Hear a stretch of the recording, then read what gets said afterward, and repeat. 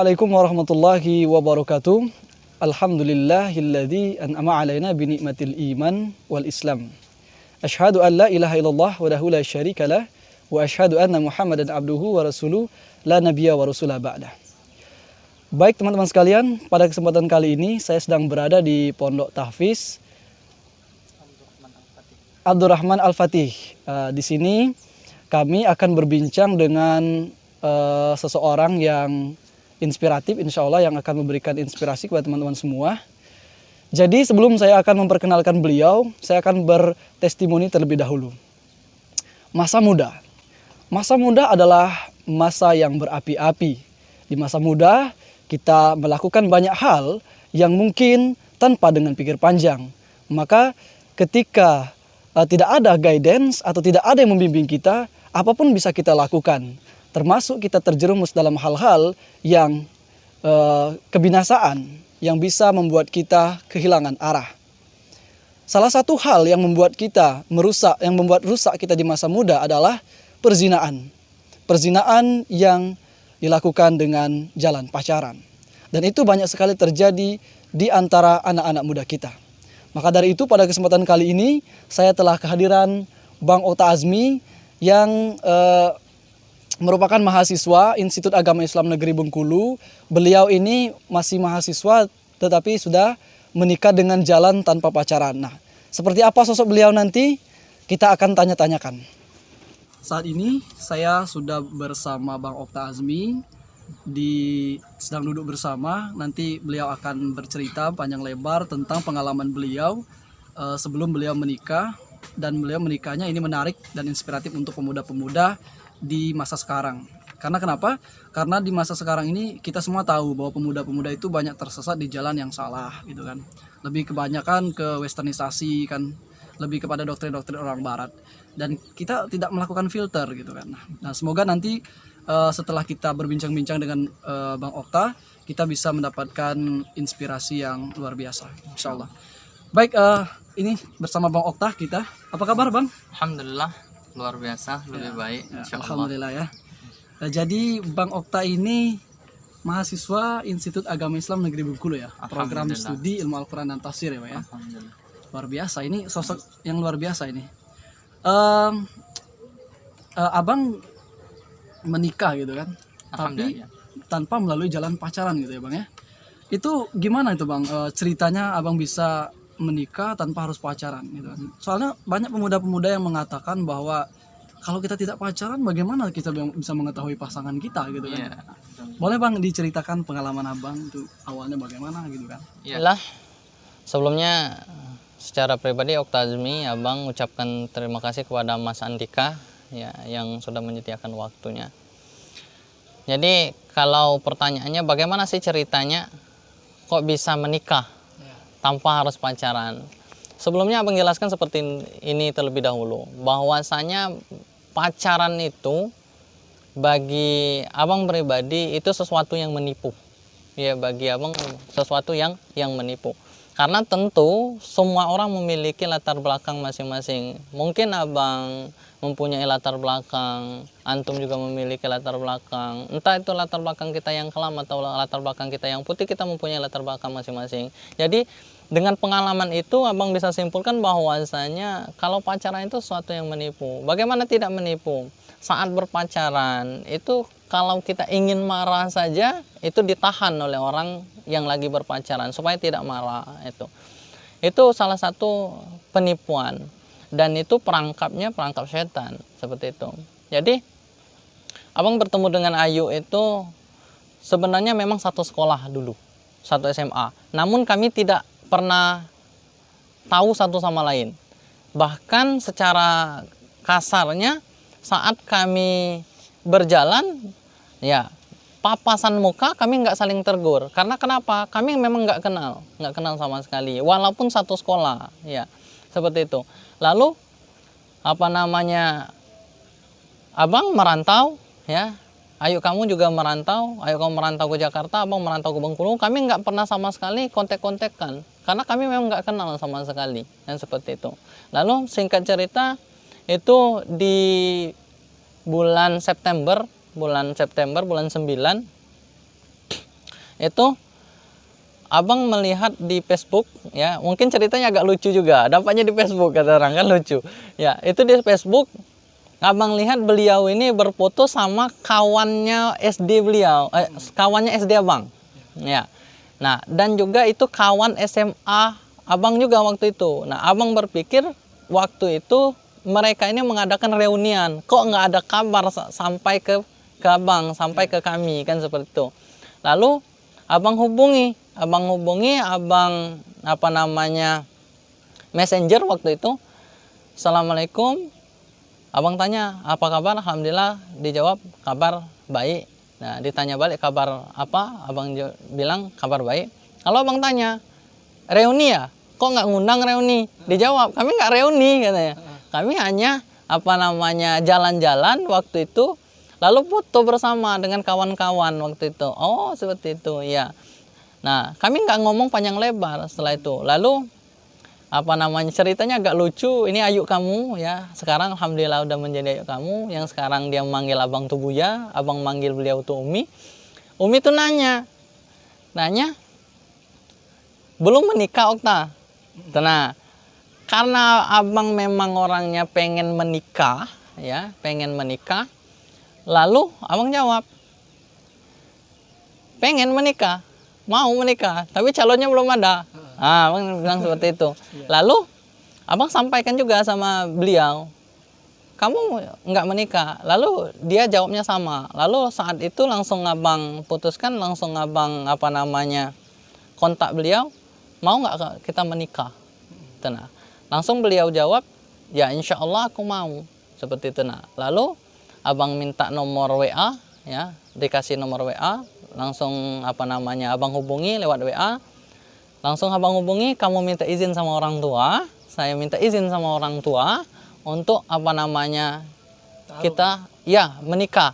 Nah, bahkan kalau dibilang kayak orang ta'aruf jangka waktu yang bulanan, kami enggak. Nah, saat itu abang bilang kita menikah, mau menikah, abang minta nomornya untuk dia minta izin sama orang tuanya, lalu orang tuanya apa namanya minta untuk abang datang. Nah, lalu abang datang kepada orang tuanya, di situ abang bilang sama orang tuanya, Assalamualaikum waktu itu kan, Waalaikumsalam katanya. Tapi di situ abang datang sendiri ke rumahnya, tanpa ada pendamping kayak nah. Tapi kalau kita posisinya kan ta'aruf kan memang ada pendamping kayak ustadz ataupun paman kita. Lah abang datang sendiri karena abang hajat abang memang langsung menikah. Nah, langsung abang sampaikan hajat abang di situ kepada orang tua bahwasanya abang ingin melamar anaknya beliau.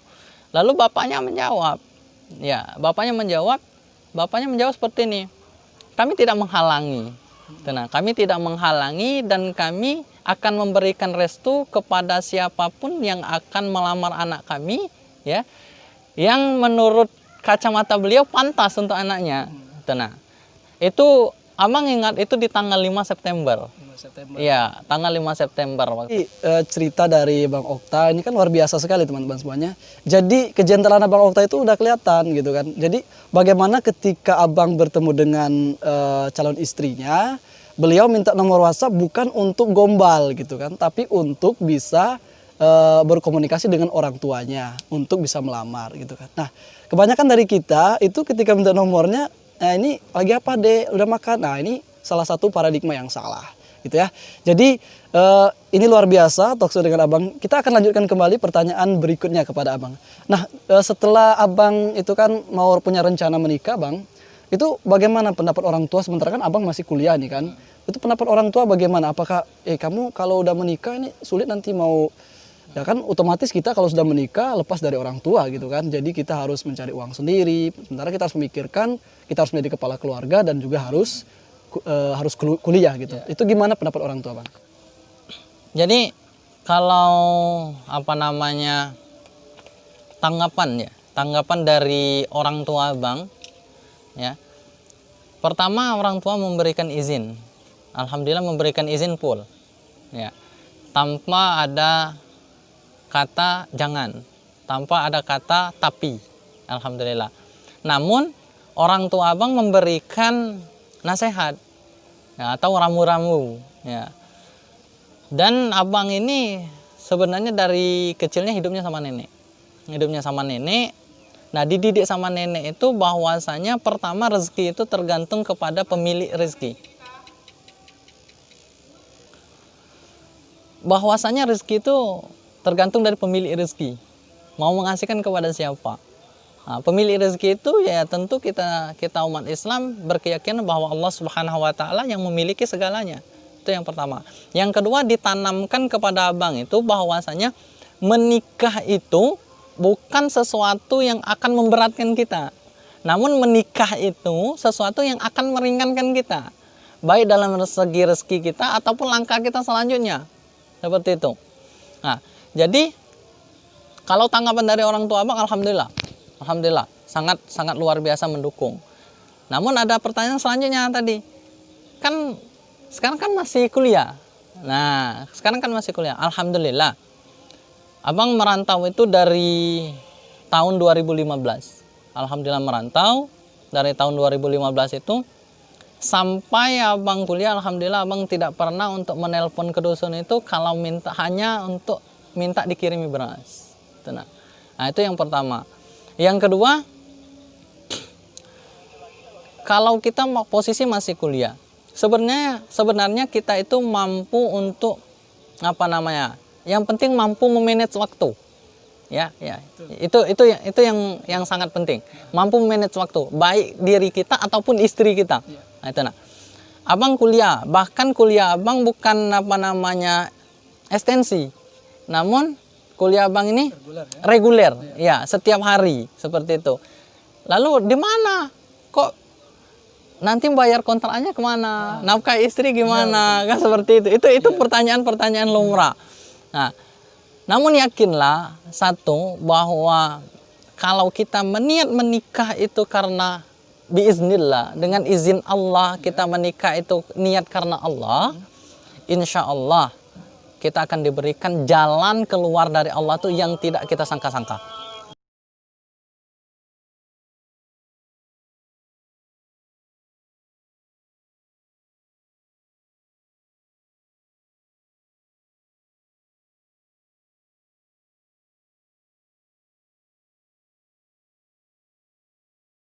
Kembali lagi di edisi Talkshow bersama Bang Okta tentang menikah tanpa pacaran, why not gitu kan.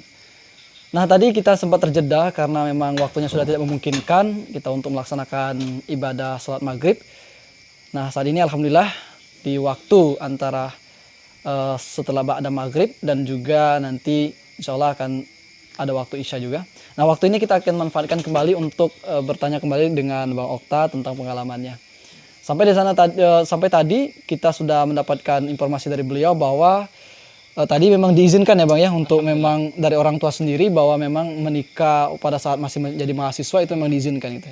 Dan mereka memang meyakini bahwa rezeki itu memang sudah ditentukan gitu Bang ya. Nah, ini kami ingin tahu nih Bang, bagaimana sih kalau kan tadi kan sudah orang tua sudah yakin gitu kan. Nah, sekarang pengalamannya sendiri gitu kan selama sudah menikah itu bagaimana gitu cara Abang mengatur waktu antara harus menjadi seorang kepala keluarga, mencari nafkah misalnya, kemudian harus kan kuliah itu kan banyak tugas gitu kan Bang. Nah, sementara Abang juga harus memanfaatkan waktu untuk menyelesaikan tugas-tugas itu. Ya, kembali ke bagaimana cara memanage waktu ya, cara kita memanfaatkan waktu. Sedangkan kayak Abang sendiri udah Abang bilang dari tadi bahwa kuliah reguler ya, kuliah reguler bukan ekstensi. Pertama, mungkin di dalam diri Abang sangat bersyukur sekali diuntungkan dengan keadaan. Ya, diuntungkan dengan keadaan. Pertama, keadaan Abang ini istri kan nggak kuliah. Ya, istri kan belum kuliah. Nah, jadi kalau masalah tugas seperti apa, ya itulah kita gunanya kalau udah ada istri yang sah. Ya, kata orang itu pacaran setelah menikah itu kan lebih enak, ya, indah gitu ya, lebih indah. Di mana salah satu letak indahnya? Ya, di sini orang memang bisa untuk minta tolong sama pacarnya untuk bantu buat tugas. Namun kita di rumah lebih dari itu. Iya, betul. Kita di rumah lebih dari itu. Beliau mampu membantu kita untuk membuat tugas kita, mungkin di lain sisi beliau juga mampu untuk membuatkan kita minum saat membuat tugas. Iya, betul. Iya kan? Nah, itu salah satu. Yang kedua, cara mencari nafkah seperti apa? Kita lihat, waktu yang diberikan oleh Allah Subhanahu wa taala itu kan 24 jam. Betul. Kita kuliah itu kan paling banyak itu paling 6 jam, 7 jam. Ya kan? Ya, itu paling banyak mungkin, dan mungkin anggaplah setengah hari dari jam 7 pagi sampai jam 5 sore. Iya. Malamnya kita manfaatkan untuk apa? Bisa kita mencari nafkah. Iya, betul. Dan yang kedua bisa juga kita mendidik seorang istri kita. Ya, di situ semuanya. Namun satu yang harus kita yang harus kita hadirkan di dalam diri kita itu jangan pernah menyepelekan waktu. Benar sekali, Bang. Iya. Ya, jadi kalau orang yang masih sendiri mungkin dia masih bisa untuk pergi jalan-jalan, mungkin main sama kawan dengan bebas. Kalau kita udah menikah, mungkin waktu itu yang agak kita perdikit. Bukan kita hilangkan, enggak. Main sama kawan tetap. Betul. Iya, bahkan main sama kawan itu sangat luar biasa. Seperti apa? Kawan-kawan kita undang ke rumah. Ya, kawan-kawan kita undang ke rumah, menjalin silaturahmi, istri kita membuatkan air, diseduh oleh kawan-kawan kita, insya Allah itu berlipat ganda akan dikembalikan oleh Allah SWT. Jadi memang bisa ya Bang itu mengatur waktu di mana kita harus menjadi seorang kepala keluarga, harus mencari nafkah begitu kan. Insya Allah. Walaupun Abang kuliahnya reguler bukan ekstensi gitu ya. Dan juga waktu kuliah seandainya gitu dari jam 7 sampai jam 5 sore karena full day, maka kita bisa manfaatkan waktu malamnya untuk ya mencari nafkah atau mengerjakan tugas, dan juga bisa dibantu dengan istri gitu ya. Karena ini luar biasanya kalau sudah punya istri juga ya. Karena memang benar Bang, kuliah tugas itu nggak selalu ada gitu kan, pasti sekali-sekali doang gitu kan. Itu pun juga biasanya berkelompok. Nah, itu luar biasa. Jadi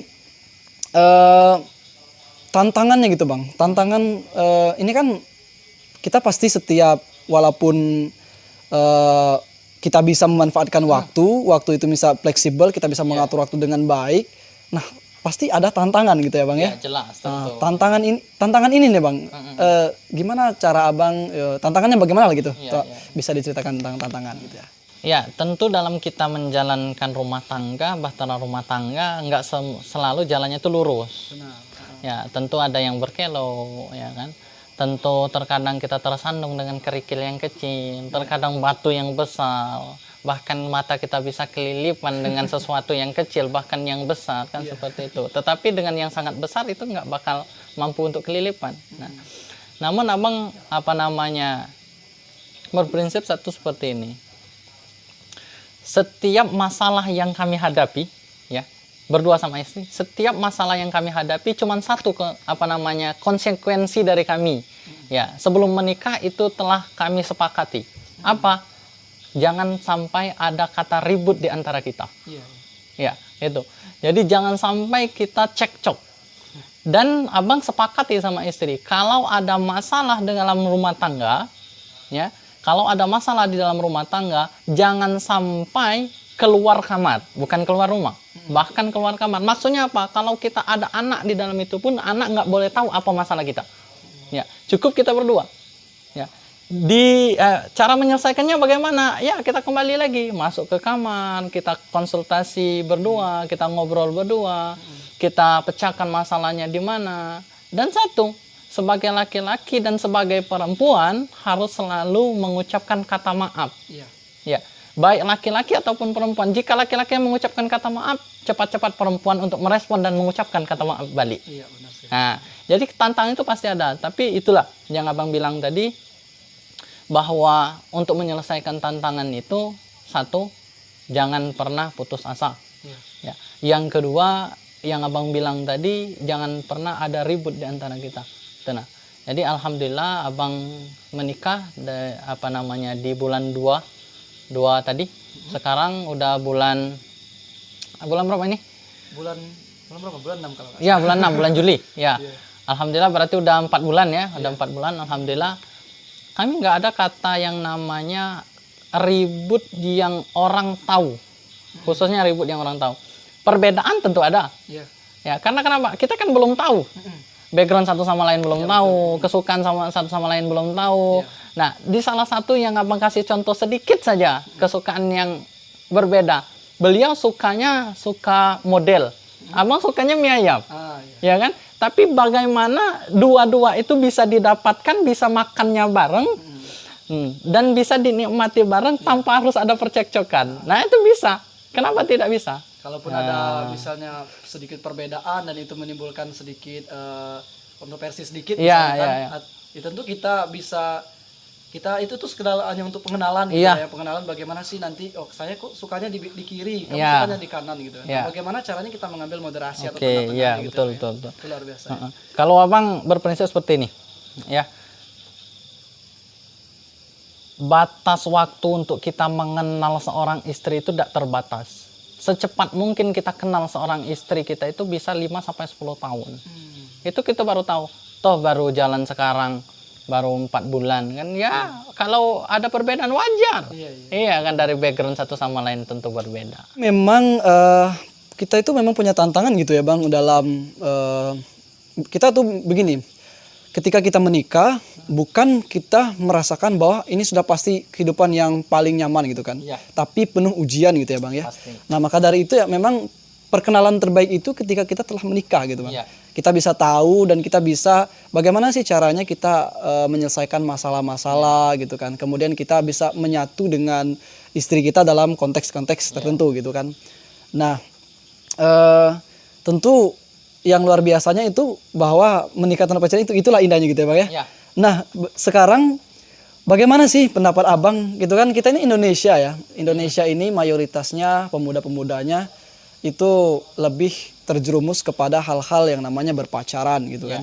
Pacaran ini sebenarnya pacaran ini kan asal katanya dari kata pacar gitu kan, untuk orang yang mau menikah gitu. Tapi konteksnya setelah modernisasi seperti ini, kita tuh meniru westernisasi barat gitu kan. Jadi mereka ya kenalan dengan perempuan ciu-ciu gitu, kemudian jalan, kemudian dan sebagainya, sehingga mereka berpacaran tanpa harus kenal status, sehingga banyak yang kecewa, banyak punya pembuangan bayi ya kan, banyak ya bukan hanya sekedar sebenarnya sih secara fisik mungkin lebih dirugikan ke perempuan gitu kan Bang, tapi secara banyak ya bukan hanya secara fisik yang kita kaji, bisa psikologis, bisa secara agama, bahwa laki-laki juga dirugikan dalam hal itu. Nah maka dari itu juga ada nih kan Bang, bahwa kalau kita nggak tahu nih, kata ada pendapat kan juga dari banyak pemuda-pemuda, kalau kita nggak tahu calon istri kita bagaimana kalau karena banyak juga katanya sekarang ini yang kami tonton di televisi atau di media-media sosial, bahwa calon istrinya itu ternyata laki-laki setelah diketahui ternyata kok seorang laki-laki gitu kan. Nah ini juga merupakan tantangan kita semua di dalam bahwa kita harus tanpa pacaran gitu kan. Nah bagaimana sih pendapat Abang mengenai mereka-mereka yang seperti ini, yang memang bahwa kalau tidak pacaran tidak kenal pasangannya gitu kan, dan bahkan banyak sekali yang salah dalam memilih pasangan atau dan sebagainya karena tanpa pacaran gitu kan, sehingga mereka pokoknya harus pacaran biar saling kenal gitu. Nah itu bagaimana pendapat Abang? Ya, kalau melihat realitas sekarang, di zaman sekarang, pemuda-pemudi, ya, baik laki-laki maupun perempuan. Pertama, kita sekarang nggak ada jarak dan batas antara laki-laki dan perempuan. Salah satu untuk menyelamatkan generasi muda kita itu, ya salah satu ya, bukan satu-satunya, tapi salah satu jalannya ya menikah. Ya, menikah di saat muda, ya itu salah satu untuk menyelamatkan. Kalau secara pribadi, ya secara Abang pribadi, bagaimana sih pendapat Abang mengenai pemuda-pemudi zaman sekarang yang masih pacaran, ya kan? Kalau Abang selalu berpesan khususnya kepada adik-adik, ya, ataupun Abang saat ngisi kajian sama anak-anak muda, ya, Abang selalu berpesan, apa sih manfaatnya pacaran? Abang tanya, itu yang pertama, apa manfaatnya pacaran? Yang lain pasti menjawab yang masih pacaran. Pertama yang dijawabnya, manfaat pacaran tentu kita kenal sama pasangannya, calon pasangan itu. Ya, mungkin bukan pasangan, calon pasangan itu kan. Ya, kita kenal katanya, kita tahu sifatnya. Namun di sisi yang lain, kita bisa menarik kesimpulan dari fakta di lapangan, bahwasanya saat berpacaran itu semuanya disembunyikan. Contoh, kalau seandainya orangnya berpakaian sederhana ala kadarnya. Namun saat bertemu pasangan atau pacar tadi, calon pasangan tadi, dia mau tampil bagaimana seindah mungkin. Nah, iya.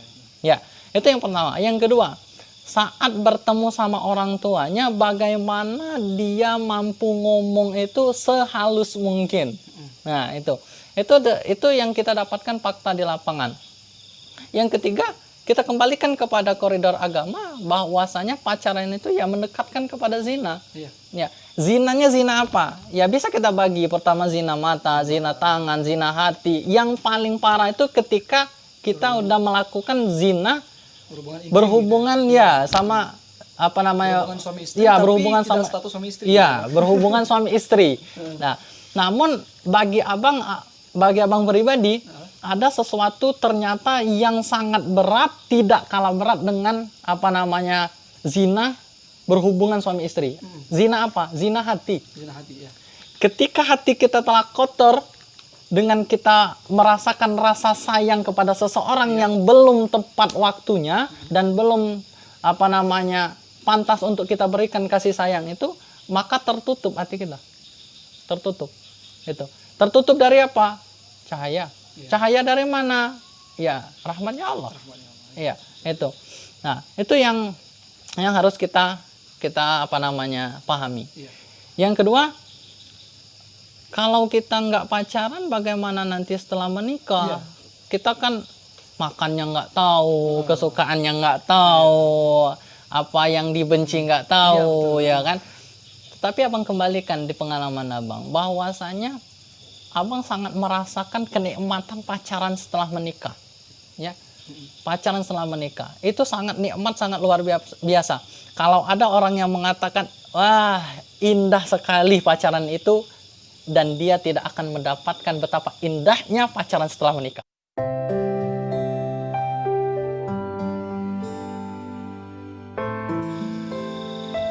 Alhamdulillah kepada apa namanya pemuda-pemudi, ya, ikhwan dan akhwat, ya, ukhti khususnya, wa akhi, ya. Adapun ya pesan ini saya sampaikan khususnya untuk diri saya sendiri, untuk keluarga saya, dan untuk kita semua tentunya, ya. Kenapa Islam itu melarang untuk kita berpacaran? Tentu jawabannya kita sudah tahu satu sama lain, bahwasanya tidak ada yang dapat diuntungkan dengan berpacaran itu.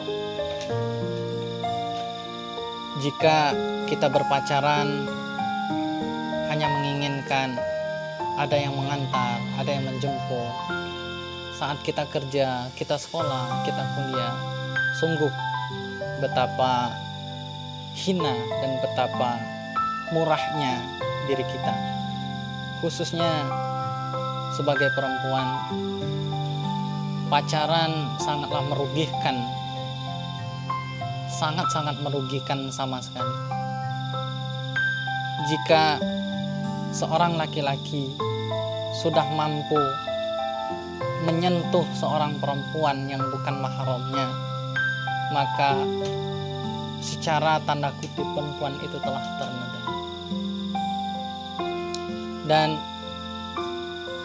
bagaimana mungkin kita dapat berpikir pacaran itu memberikan manfaat, sedangkan dari sisi agama itu telah melarang sama sekali.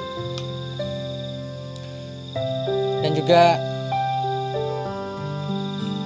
jika orang merasakan indahnya masa-masa pacaran sebelum menikah, dan dia tidak akan mendapatkan betapa nikmatnya yang Allah berikan ketika pacaran setelah menikah.